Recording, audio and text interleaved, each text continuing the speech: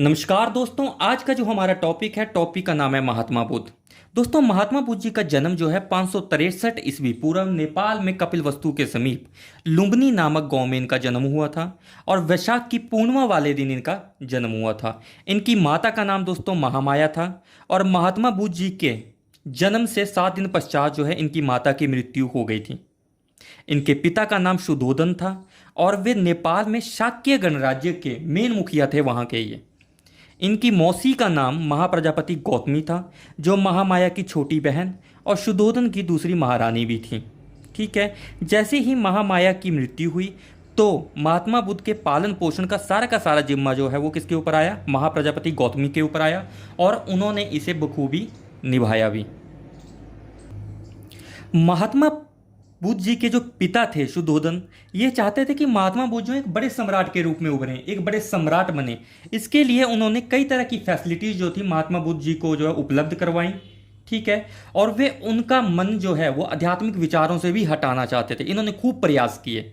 प्रयास करते करते इन्होंने क्या किया कि महात्मा बुद्ध जी का विवाह जो है वह यशोधरा से करवा दिया 16 वर्ष की एज में, और उन्हें एक राहुल नामक जो है पुत्र उत्पन्न हुआ। लेकिन दोस्तों, महात्मा बुद्ध बहुत ज़्यादा फोकस थे।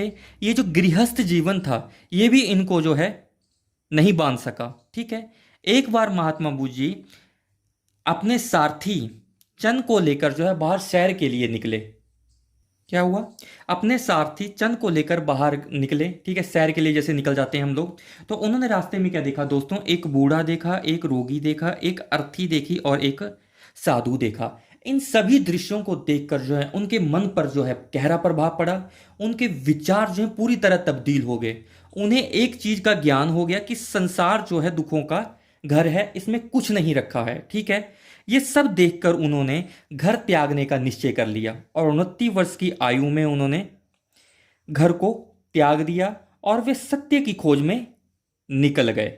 ठीक है दोस्तों, ये कई बार क्वेश्चन पूछा जाता है कि महात्मा बुद्ध की घर त्यागने के जो घटनाक्रम है उसको क्या कहा जाता है? उसको कहा जाता है महाबी निष्क्रमण। अब दोस्तों, महात्मा बुद्ध जी जो थे वो सत्य की खोज में निकल गए। ठीक है, अब हम देखेंगे कि अब कहाँ पहुँचते हैं वो। फिर दोस्तों, वे सत्य की खोज करते करते कहाँ पहुँचे? वे मगध की कैपिटल जो है, मगध की राजधानी जो है वो राजगिरी में पहुंचे।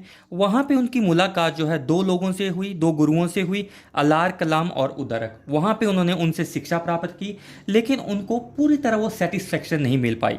फिर उन्होंने अपनी मित्र मंडली को इकट्ठा किया। ठीक है, उनके साथ उर्वेला के जंगलों में गए और 6 वर्ष तक जो है उन्होंने कठोर तप किया, लेकिन फिर भी दोस्तों वो ज्ञान उनको प्राप्त नहीं हो सका। मित्रों ने भी उनका साथ छोड़ दिया। फिर महात्मा बुद्ध जो थे सीधे कहाँ गए? बोध गया गए और वहाँ पे उन्होंने पीपल के वृक्ष के नीचे समाधि लगाई और 48 दिन की समाधि के बाद उनको एक सर्वोच्च ज्ञान की दोस्तों प्राप्ति हुई। और ये जो ज्ञान प्राप्त हुआ था दोस्तों, ये भी इनको वैशाख पूर्णिमा वाले दिन ही प्राप्त हुआ था।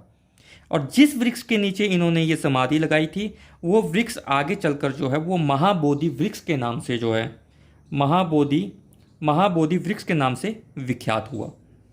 जब दोस्तों इनको ज्ञान की प्राप्ति हुई तो उनको बुद्ध कहा जाने लगा और वे तथागत कहलाए। तथागत का मतलब होता है दोस्तों जिसने सत्य को पा लिया हो।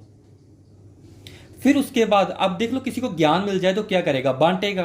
तो महात्मा बुद्ध जी को जैसे ही सच्चे ज्ञान की प्राप्ति हुई तो उन्होंने अपना पहला उपदेश जो है बनारस में सारनाथ के पास अपने 5 पुराने साथियों को दिया। और ये जो उन्होंने उपदेश दिया था, इस घटनाक्रम को दोस्तों धर्म चक्र परिवर्तन के नाम से जाना जाता है। ठीक है, तो कई बार एग्जाम में पूछ लिया जाता है कि महात्मा बुद्ध ने अपना पहला उपदेश कहाँ दिया था। तो जैसे ही इनको ज्ञान की प्राप्ति हुई थी तो इन्होंने अपना पहला उपदेश अपने 5 पुराने साथियों को बनारस में सारनाथ के निकट दिया था। और इस घटनाक्रम को क्या कहा जाता है? धर्म चक्र परिवर्तन के नाम से जाना जाता है।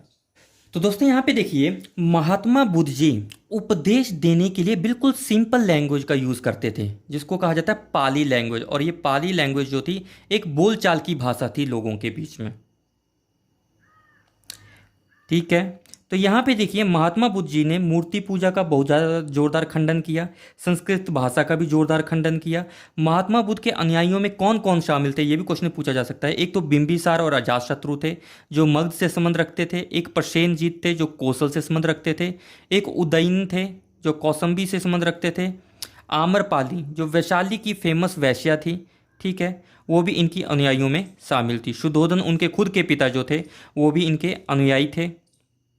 महाप्रजापति गौतमी जो उनकी मौसी थी वो भी इनकी अनुयायियों में शामिल थी, ठीक है। महात्मा बुद्ध जी की 483 ईस्वी पूर्व 80 वर्ष की आयु में दोस्तों कुशीनगर में वैशाख पूर्णिमा वाले दिन ही इनकी मृत्यु हो गई, ठीक है। और इस घटना को दोस्तों महापरिनिर्वाण के नाम से जाना जाता है।